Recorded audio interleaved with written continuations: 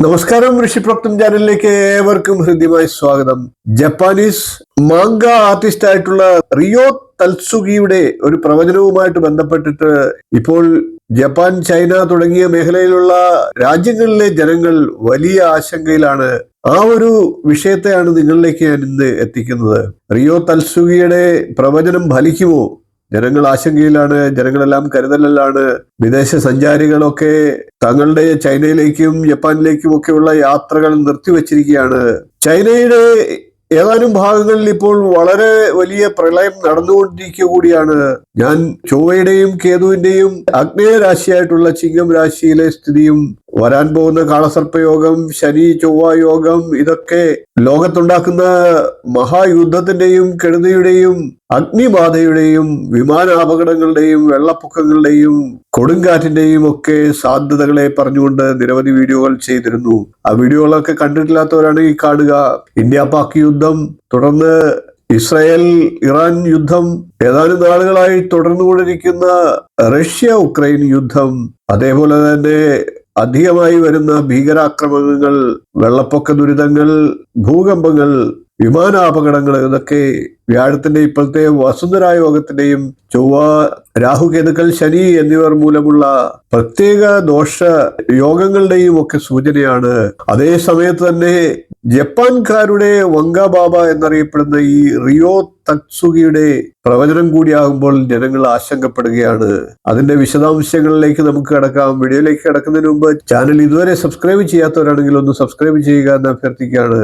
July 5-ാം തീയതി പുലർച്ചെ 4:18 ഈ ഒരു മഹാദുരന്തം ജപ്പാൻ ചൈന മേഖലയിൽ ഉണ്ടാകാൻ പോവുക എന്ന് റിയോ തത്സുഗി വളരെ വർഷങ്ങൾക്ക് മുമ്പ് തന്നെ പ്രവചിച്ചിരുന്നു. ജനങ്ങൾ ആശങ്കയിലാണ്. 10 ദിവസത്തിലേറെയായി തെക്ക് പടിഞ്ഞാറൻ ചൈന പ്രളയ ദുരിതത്തിലുമാണ്. ചൈനയുടെ ഗിഷോ പ്രവിശ്യയിലാണ് ഇപ്പോൾ പ്രളയം ഉണ്ടായിക്കൊണ്ടിരിക്കുന്നത്.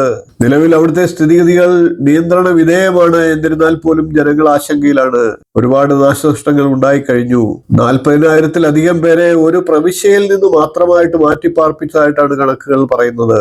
ചൈന സാക്ഷ്യം വഹിക്കുന്നത് 50 വർഷത്തിനിടയിൽ ഉണ്ടായ ഏറ്റവും വലിയ പ്രളയമാണ്. മൺസൂൺ സീസണാണ്. അതുകൊണ്ട് തന്നെ ചൈനയിൽ എല്ലായ്പ്പോഴും പ്രളയവും കനത്ത മഴയും തുടരുമെന്നാണ് കാലാവസ്ഥാ നിരീക്ഷകർ പറയുന്നത്. അതുകൊണ്ട് തന്നെ അവർ വെള്ളപ്പൊക്ക ജാഗ്രതാ നിർദ്ദേശം നൽകിയിട്ടും ജാഗ്രത പാലിക്കണമെന്നും ഒക്കെ ജനങ്ങളോട് ആവർത്തിക്കുന്നുണ്ട്.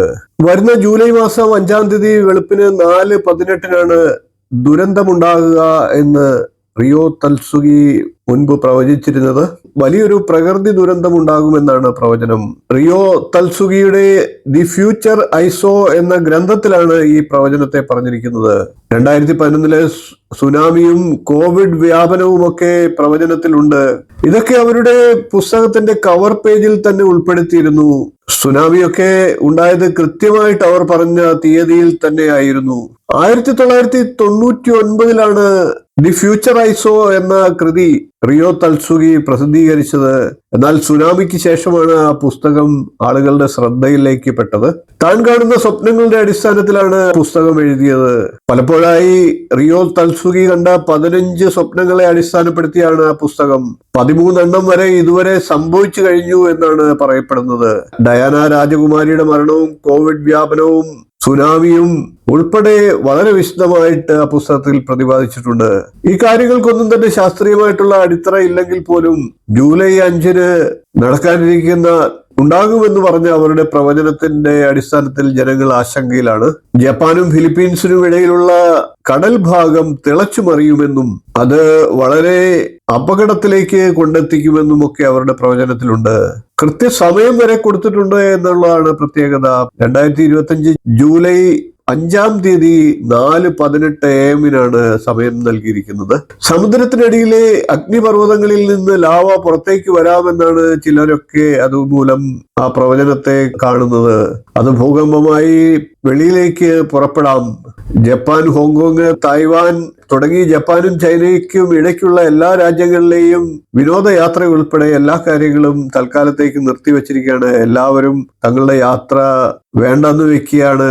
അതുമൂലം ഈ രാജ്യങ്ങളിലെയൊക്കെ വിനോദ സഞ്ചാര മേഖലയെ സാരമായി അത് ബാധിച്ചിട്ടുണ്ട്.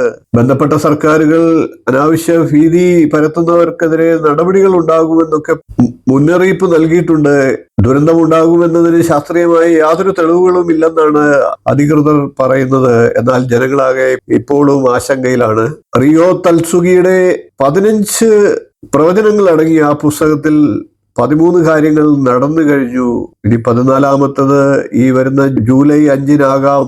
അത് സംഭവിക്കുമോ സംഭവിക്കാതിരിക്കുമോ എന്നുള്ള ചിന്താക്കുഴപ്പത്തിലാണ് എല്ലാവരും. നമുക്കും കാത്തിരുന്ന് കാണാം. എന്നാൽ അതുമായി ബന്ധപ്പെട്ടിട്ട് ഇപ്പോഴത്തെ ഭാരതീയ ജ്യോതിഷപ്രകാരം നമുക്ക് എങ്ങനെ ഉണ്ടാകുമെന്നുള്ള സാധ്യതകളെ കൂടി വിലയിരുത്താം. ഞാനിത് മുൻകൂട്ടി തന്നെ പലപ്പോഴും പറഞ്ഞിട്ടുണ്ട്, പല വീഡിയോകളിലും അത് ചെയ്തിട്ടുണ്ട്. വ്യാഴം അതിചാരത്തിലാണ്, വസുന്ധര യോഗം, അതേപോലെ തന്നെ ചൊവ്വയും കേതുവും ആഗ്നേയ രാശിയായിട്ടുള്ള സൂര്യന്റെ ചിങ്ങം രാശിയിലാണ്, ശനിയും പ്രതിസ്ഥാനത്തുണ്ട്, രാഹു ചിങ്ങത്തിലേക്കുള്ള ദൃഷ്ടിയിലാണ്. ഇതെല്ലാം കൂടി കണക്കിലെടുക്കുമ്പോൾ ലോകമാകെ ഇപ്പോൾ ദുരിതങ്ങൾ നിറയാനുള്ള സമയമാണ്. അതുകൊണ്ട് തന്നെ ഈ പ്രവചനത്തിൽ നമുക്കും വിശ്വസിക്കേണ്ടിയിരിക്കുന്നു.